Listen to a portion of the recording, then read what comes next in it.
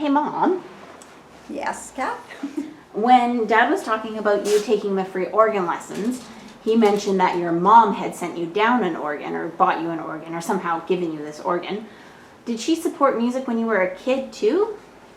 Well, you remember that when I was a kid, I had 5 siblings, and we all lived on a farm in Saskatchewan, and there wasn't a whole lot of opportunity to support music. But in our little community that we had there was tons of music.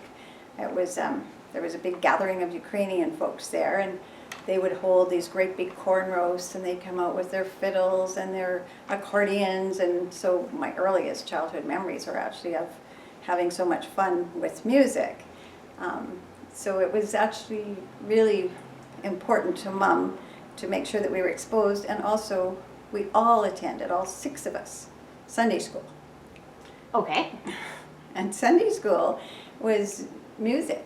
It really was. The superintendent was Mrs. Jean Smith, and she had been a teacher at our local school, and she was a very dedicated musician, had wonderful taste in little songs that children like. So it was a highlight of our week to get out of the farm and drive into the village and have music in Sunday school. How many people lived in the town village you grew up in? Well, there were probably just between 100 and 200. It Oh. was very tiny. Yes, there were 4 people in my grade. And did you go to like a one-room schoolhouse? And was there music in your school? Yes, the schoolhouse was 2 rooms. And there were grades 1 to 4 in one room, and grades 5 to 8 in the next room.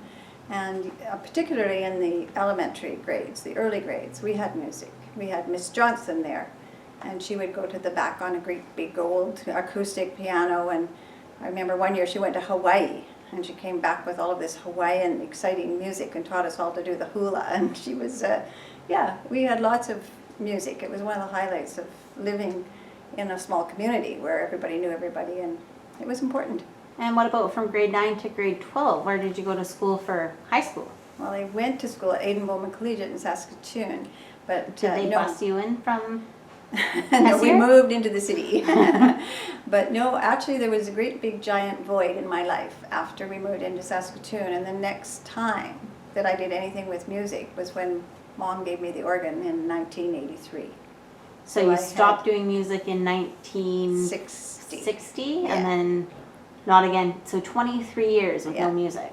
And that's why I always say, if you've been exposed to music as a young child, the chances of you wanting to learn to play an instrument as an adult are enhanced a lot.